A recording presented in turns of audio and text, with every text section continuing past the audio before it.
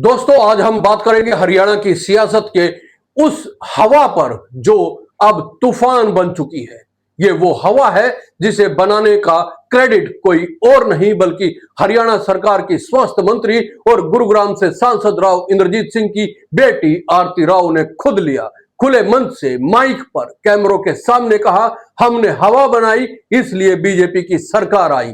लेकिन जैसे ही सवाल जवाब की हवा चली, आरती राव पलटती हुई नजर आई और अब कहती है, जो मीडिया मुझसे बुलवाना चाह रहा है वो मैं नहीं बोलने वाली हूं। तो क्या यह बयान सत्ता की ताकत की निशानी है? क्या राव परिवार हरियाणा की राजनीति में खुद को किंग मेकर के तौर पर स्थापित करने की कोशिश में है? क्या मुख्यमंत्री नायब सिंह सैनी से इस शक्ति प्रदर्शन के जरिए राजनीतिक सौदेबाजी की जमीन तैयार की जा रही है? नमस्कार दोस्तों, मैं हूं प्रदीप डबास। आरती राव का हवा वाला बयान जितना सहज दिखता है उतना ही सियासी मायनों से भरा हुआ है। सबसे पहले सवाल यही खड़ा होता है, क्या एक मंत्री खुलेआम ये कह सकती है कि सरकार हमने बनाई, फिर उसी बयान से पलट भी सकती है? रेवाड़ी के कोसली गांव की जनसभा में दिया गया आरती राव का बयान अब सोशल मीडिया पर वायरल हो चुका था। किसी ने नहीं सोचा था कि बीजेपी की सरकार हरियाणा में बनेगी, लेकिन हमने हवा बनाई जिससे सरकार बन गई। ये शब्द केवल आत्म प्रशंसा नहीं, ये एक राजनीतिक संदेश है और ये संदेश सीधा है बीजेपी हाईकमान और खुद मुख्यमंत्री सैनी के लिए। अब सवाल यह है, क्या आरती राव और उनके पिता राव इंद्रजीत सिंह बीजेपी नेतृत्व को यह दिखाना चाह रहे थे कि सत्ता की असली चाबी दक्षिण हरियाणा के पास है? और अगर हां, तो इसका सीधा मतलब है कि आरती राव और उनके पिता सिर्फ मंत्री नहीं बल्कि सत्ता के असली निर्णायक बन चुके हैं। क्या ये बयान हक जताने की राजनीतिक भाषा थी और अब जब विरोध शुरू हुआ तो वो इसे मीडिया के मत्थे मंडकर पलट रही है?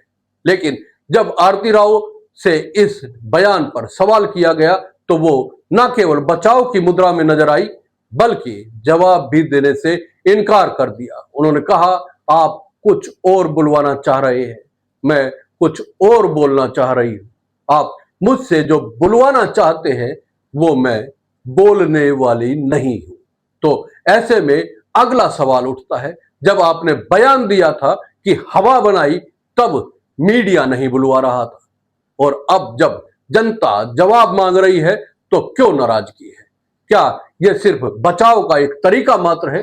आरती राव का यह बर्ताव इस बात की ओर इशारा करता है दोस्तों कि या तो वह अपने शब्दों को गंभीरता से समझ नहीं पाई या फिर जानबूझकर राजनीतिक दबाव बनाने की कोशिश कर रही है।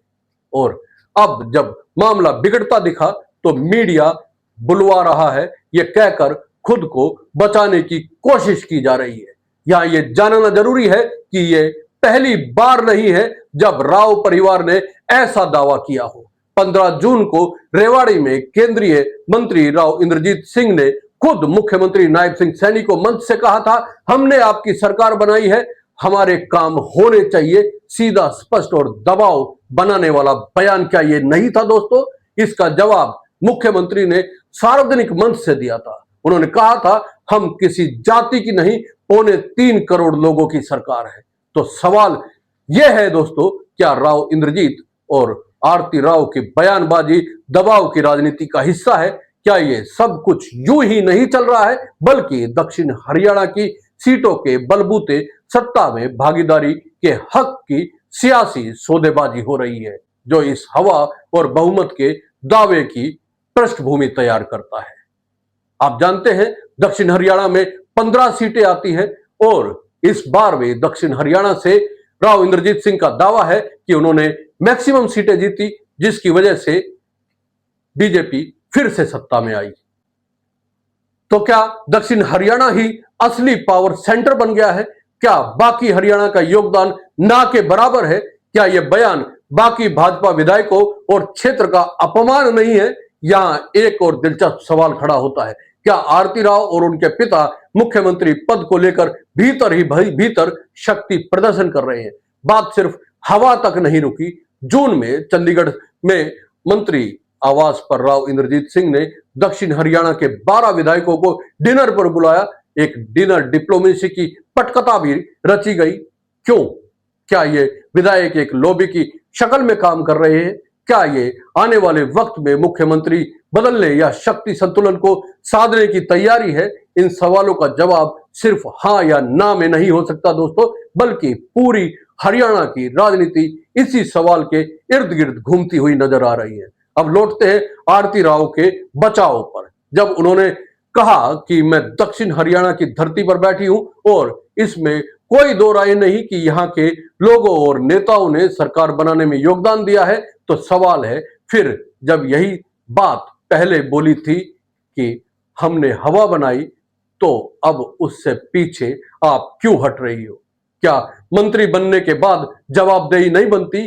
क्या सत्ताधारी नेता की बातों का कोई वजन नहीं होता? या ये बयानबाजी सिर्फ शो ऑफ पावर थी जिसमें भाषा और मर्यादा दोनों भुला दिए गए?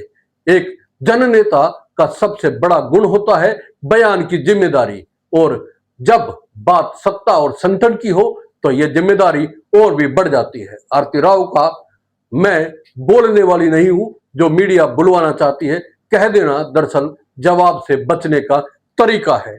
यह उस सत्ता के दम की झलक है दोस्तों, जो सत्ता में आने के बाद संवाद की जगह टालने और डांटने की मुद्रा में आ जाता है। अब अगर सवाल करें कि क्या बीजेपी नेतृत्व इस पर चुप बैठा रहेगा, क्या केंद्रीय नेतृत्व आरती राव और राव इंद्रजीत के बयानबाजी को नजरअंदाज कर देगा, या फिर आने वाले समय में कोई सत्ता संतुलन की सर्जरी होगी, तो दोस्तों राजनीति में हवा यूं ही नहीं बनती। वह जनता बनाती है, वह विश्वास बनाता है और वह ईमानदार नेतृत्व बनाता है। जब नेता खुद को हवा का निर्माता बताने लगे तो वह लोकतंत्र की असली आत्मा को नकारने जैसा है। आरती राव का यह बयान सिर्फ एक मंत्री का निजी मत नहीं है, यह सत्ता के चरित्र का आईना है। आज हरियाणा की जनता को तय करना है वह सत्ता की हवा के पीछे जाएगी या जवाबदेही के हवाले की मांग करेगी। दोस्तों आपका क्या मानना है कमेंट करके जरूर बताएं। यह वीडियो अगर आपको अच्छी लगी है तो लाइक और शेयर करना ना भूलें। चैनल को सब्सक्राइब जरूर करें। नमस्कार, जय हिंद।